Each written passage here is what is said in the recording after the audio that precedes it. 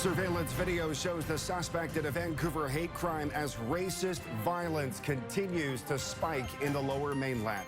This woman accused of punching a Muslim teenager who was wearing a headscarf while riding a bus. And that was only the beginning of the attack. Good evening. Metro Vancouver Transit Police are hoping somebody will recognize that woman before there's another attack. CTV's Alyssa Thibault is live near Pacific Center downtown. Alyssa, what do we know so far about this attack? Well, Scott, this is where it started. The young 17-year-old girl and her mother got on board a bus about this spot on May 21, so nearly 2 weeks ago now. But Transit Police today releasing those pictures of a suspect they would like to speak to. Now, the alleged suspect, a woman about 40 years old, started mocking the teenager because she was wearing a hijab. Police say she was asking the girl if she was Canadian. She wanted to know where she lived. And have a listen to what happened next. Suspect became more aggressive. She made a comment toward the daughter, something to the effect of, "Your smile makes me want to punch you in the face." That's when the suspect allegedly got out of her seat, approached the daughter, and punched the daughter multiple times in the face.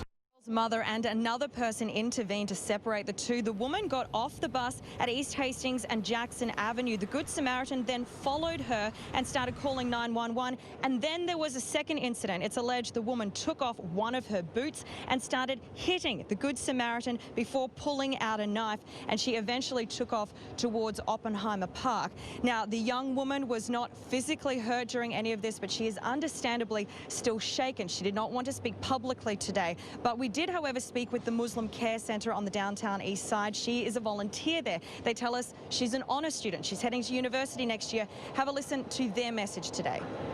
I can't say I was fully surprised. It was just extremely heartbreaking and shocking to find that someone so close and so dear to us was subjected to such an horrible incident. This is the time when we stand up as proud Muslims and we carry on proudly living as Muslims.